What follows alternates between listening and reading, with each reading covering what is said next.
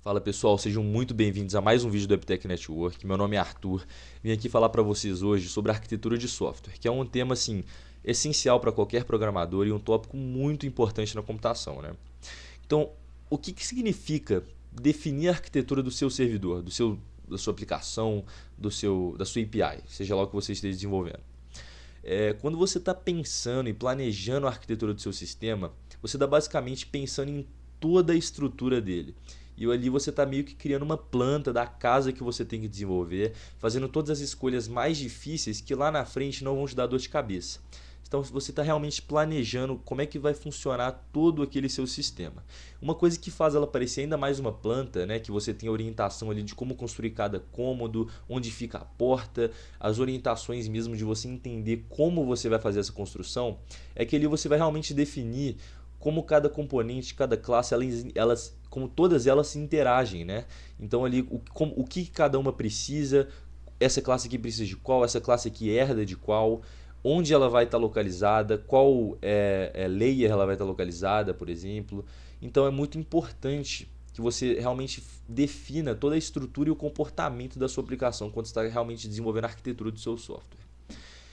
Outra analogia, né, já que a gente está falando da analogia da casa, por exemplo, outra analogia que eu acho muito importante, que dá muito realce a importância de você fazer uma arquitetura pré-definida para o seu sistema, é de uma cidade, por exemplo. O que faz uma cidade ser mais eficiente? Você chegar colocando hospital, casa, shopping em qualquer lugar que der na telha, ou você realmente pré-definir ali e planejar, não, essa daqui vai ser uma área hospitalar, essa daqui vai ser uma área comercial, uma área residencial. O que fica mais fácil de você se localizar e saber onde você tem que ir quando você tem alguma necessidade? Tá vendo? Então é muito importante você ter um planejamento prévio da sua aplicação para saber onde vai estar cada lógica de negócio, por exemplo, onde vai estar cada tipo de funcionalidade do seu sistema. Isso faz com que não só você, mas também outros desenvolvedores consigam entender e implementar, né, fazer o código de uma maneira muito mais simples do que seria se você não tivesse planejamento prévio nenhum. Quando a gente pensa em arquitetura, né, já foi um tópico muito desbravado na computação. E existem vários padrões de arquitetura que são adotados mundialmente.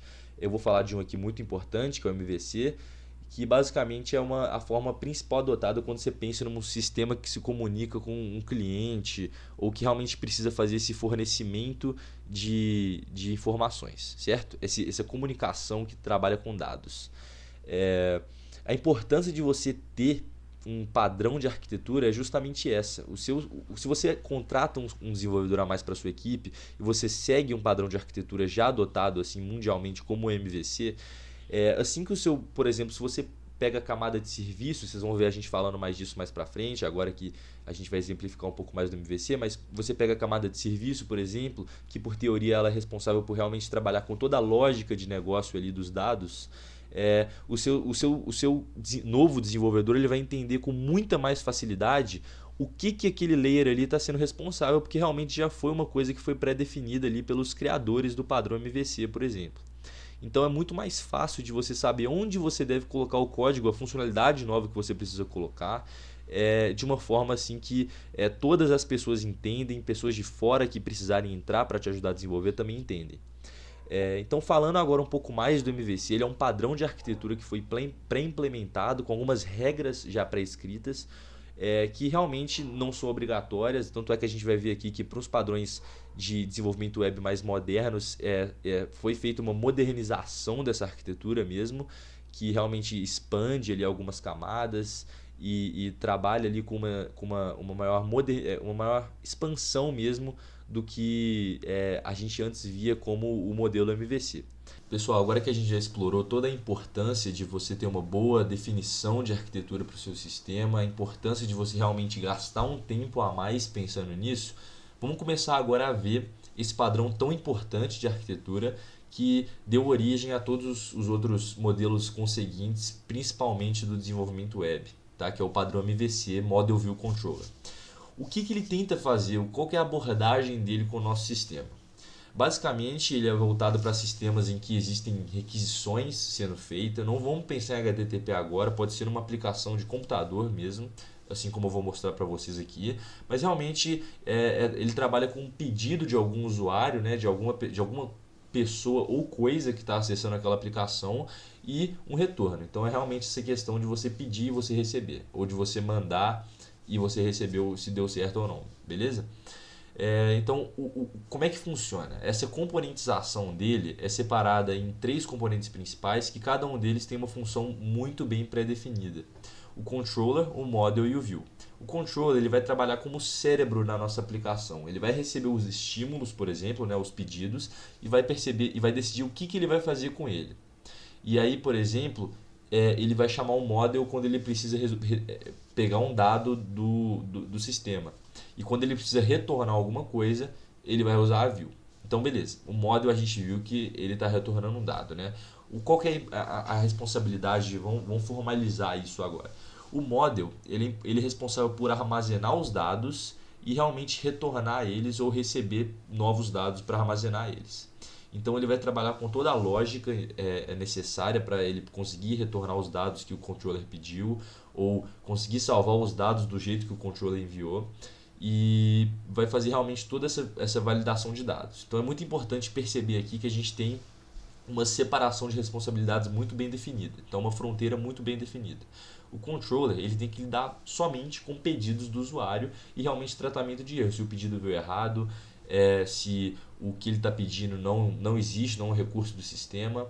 E o model ele vai trabalhar realmente com essa questão de só apenas de manipulação de dados. Ele nunca vai ter que se preocupar com pedidos de usuário, por exemplo.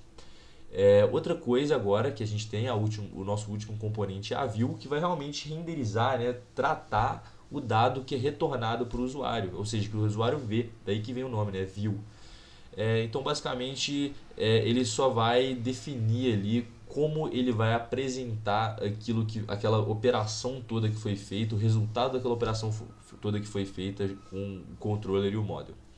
Então, num fluxo total de operação, a gente tem, por exemplo, aqui numa plataforma que o usuário ele tem vários filmes, ele consegue avaliar os filmes que ele já assistiu e ele consegue ver todos os filmes que ele já avaliou. Então, ele quer ver os filmes que ele já avaliou, ele vai pedir aqui, ele vai falar assim, eu quero ver os filmes que eu já avaliei. Esse pedido vai chegar no controller, o controller vai verificar o que ele está pedindo e vai falar assim, beleza, eu preciso dos dados. O que eu vou fazer? Eu chamo o model. Ele fala assim, model, eu preciso dos dados de todos os filmes que esse cara aqui já avaliou. E o model vai falar, beleza, eu vou fazer isso, e o controller não precisa se preocupar em como ele vai fazer isso. Essa separação de responsabilidade é bem definida.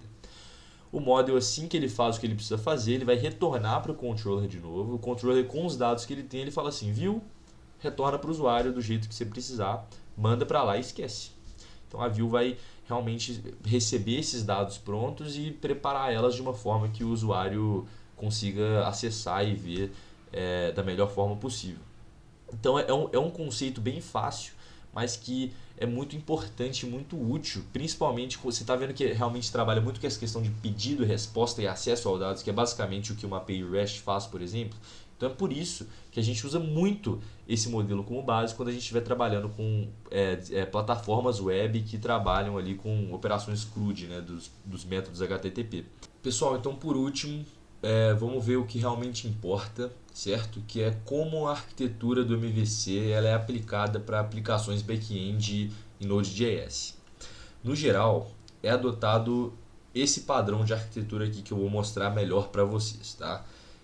Pode ficar um pouco confuso no início, mas eu vou explicar tudo direitinho e vocês vão sair daqui entendendo o que está acontecendo aqui. Vamos lá. A gente consegue ver que eu separei aqui em 3 camadas, certo? A gente tem a camada de Data Access, a camada de Business e a camada de Request. O que é importante entender é que a gente está trabalhando com APIs aqui, certo? A gente já está falando de back-end agora, a gente não está falando de qualquer tipo de aplicação. Então, o componente de view, ele acaba que não é mais abordado porque realmente a view seria só o JSON que está sendo retornado ali pela API.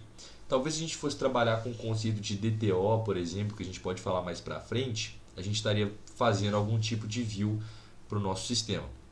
Mas, no entanto, esses 3 layers que a gente tem aqui são layers muito importantes que você vai ver muito comumente em qualquer aplicação back-end, que é o de Request, o de Business e o de Data Access. Tá?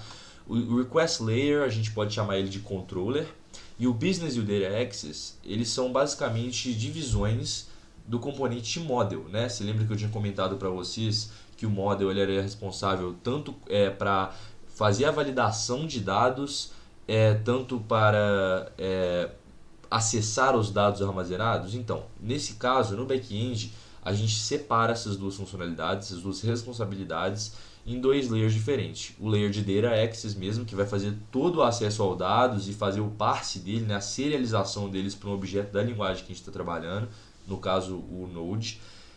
E realmente o outro layer que vai trabalhar, que a gente chama geralmente de Service Layer também, né? Que vai fazer toda essa validação, se vai procurar dados, vai salvar dados utilizando os models e os repositories. Então, agora que a gente entendeu o que cada layer tá fazendo e como eles se relacionam com o padrão MVC, né? O Request Layer sendo os controllers, o Business Layer sendo a questão de validação de dados do model e o Data Access Layer sendo realmente o acesso aos dados do model, vamos começar a entender o que cada componente desses layers estão fazendo.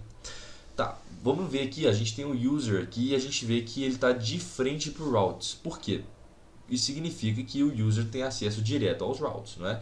Exatamente. Então, quando a gente chama um endpoint, nós usuários, a gente está acessando um route, uma rota daquela nossa API, o endpoint dela, certo? Então, os routes da nossa API vão estar todos listados nesse componente de routes e eles vão basicamente mapear ali, ó, esse route aqui, sempre que ele for chamado, ele tem que ir para essa função do controller, perfeito? Então é assim que ele se relaciona. Tá vendo que a gente está definindo uma arquitetura aqui, a gente já falou quais são todos os layers, como eles se interagem, que a gente vai ver melhor agora, né? E fica muito mais fácil de implementar a partir disso. Então, beleza. Um route ele vai mapear um endpoint para uma função de controller. O controller, quando uma função de controller é chamada, geralmente a gente vai implementar alguma validação de dados aqui, como por exemplo de um post. Se o cara está enviando um dado que está formatado incorretamente, o controller que vai fazer essa interceptação antes de mandar para o service, tá? Ou ele vai ver, por exemplo, se o cara está autenticado, se ele não está autenticado. O route não vai fazer nenhum tipo de validação quanto a isso. Ele só vai falar assim, beleza, chegou essa requisição daqui, olha com o cara do controller ali. Aí o cara do controller vai ver, beleza, você mandou tudo certo? Ou você está autenticado? Beleza. Então eu vou mandar o service fazer o serviço que você está pedindo, certo? Então a camada do service, ela geralmente é a mais importante. E ela vai receber esse pedido do controller que já foi tratado, já foi verificado e vai realmente fazer o acesso aos dados que ele precisa e a validação que ele precisa ali. Então, por exemplo, se ele tem que alterar duas tabelas de um banco de dados ou duas entidades de uma vez, como por exemplo, se naquele exemplo que eu estava dando de avaliação de filmes, se além de alterar que o usuário tem mais um novo filme avaliado, o filme tem que ser alterado, que a avaliação média dele mudou agora com essa nova avaliação, o service vai fazer todo esse empacotamento. Então ele vai chamar o model ali, que vai representar uma entidade do filme e uma do usuário, vai fazer alteração nos dois e vai retornar para o controller que deu certo. Perfeito? Agora vamos entender essa questão do model que eu falei, que vai representar uma entidade. O que é isso? Então, o repository ele representa um agrupamento de entidades, geralmente uma tabela do banco de dados, né? Vocês vão ver isso mais para frente. E o model representa basicamente toda essa entidade que a gente está trabalhando. Quando a gente fala de entidade, a gente tem, por exemplo, a entidade filme, que tem um ID, um nome, uma descrição, uma duração. Então a gente chama ela de uma entidade, né? O filme é uma entidade do nosso sistema. E a entidade usuário, que tem um ID, um nome, uma senha, um e-mail, uma lista de filmes favoritados, por exemplo. Então realmente o repository ele vai fazer esse acesso à tabela, ao grupo de usuários que a gente tem no nosso sistema, por exemplo, e o model vai representar um usuário dentro do objeto, que é dentro da linguagem de programação que a gente está trabalhando. Então deu para entender basicamente como funciona uma arquitetura bem feita em back-end? Vamos recapitular aqui como é que funciona a lógica, beleza? Eu, por exemplo, agora eu quero ver, eu quero fazer uma nova avaliação para o filme Titanic, por exemplo. Eu venho aqui, eu vou chamar uma rota aqui que vai falar, por exemplo, /avaliar /id do filme, ou filme /avaliar /id, por exemplo. ID do filme, e aí o route ele vai mapear, ele vai falar assim, não, beleza, essa rota aqui tem que estar mapeada a essa função do controller, beleza. Quando eu chamei isso, ele viu a rota que eu fui e mandou lá pro controller. O controller vai falar assim, Tá, como é que estão os seus dados aí? Aí eu vou ter mandado os meus dados lá, por exemplo, ID filme, ID usuário avaliador e avaliação. E aí ele vai ver se está tudo certinho conforme esperado, vai ver se eu estou, por exemplo, autenticado, sei lá, quando a gente for falar de autenticação e segurança, a gente vai falar muito disso.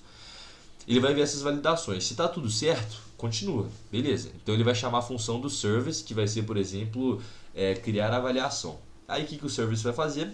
Vai entrar no repositório, vai achar o model do usuário que a gente está abordando aqui pelo ID dele, vai achar o model do filme que a gente está abordando pelo ID dele, vai procurar ali dentro, né? E assim que ele achar, ele vai fazer uma alteração ali, por exemplo, no do usuário, ele vai adicionar um novo item à lista de filmes já avaliados. E no do filme ele vai fazer um novo cálculo lá para adicionar uma nova média de avaliação para aquele filme. E assim que ele fez isso, ele vai retornar para o controller que deu tudo certo. Deu para entender? Tranquilo? Então, basicamente, é assim que a gente seleciona. Eu, sem usar código nenhum, eu consegui explicar para vocês como o nosso sistema vai funcionar e vocês vão saber o que colocar em cada componente. Então, isso é muito importante, que você consegue definir e criar fronteiras para o seu sistema e para que você, por exemplo, tenha várias equipes trabalhando em cada componente. Então, uma coisa muito importante a gente planejar como o nosso software vai funcionar. Então, para o Node.js, né, para os backends feitos em Node.js, Express, a gente usa geralmente essa abordagem, que também você vai encontrar ela no Spring Boot, por exemplo, em Java, que é muito comum, essa questão de Controller, Service, Repository, Model. Então é muito importante vocês se atentarem a isso, tá? Eu acho que com isso a gente consegue entender o principal de arquitetura de software, quais são as principais funcionalidades que tem que ter em cada componente de um modelo de arquitetura padrão ali de Node, por exemplo, que segue o MVC, desacoplando algumas coisas. E acho que com isso vai ficar muito mais fácil para vocês conseguirem implementar esse tipo de arquitetura no sistema de vocês, certo? Qualquer dúvida é só entrar em contato com a gente, que a gente vai estar aqui para ajudar vocês. E é isso, muito obrigado, galera.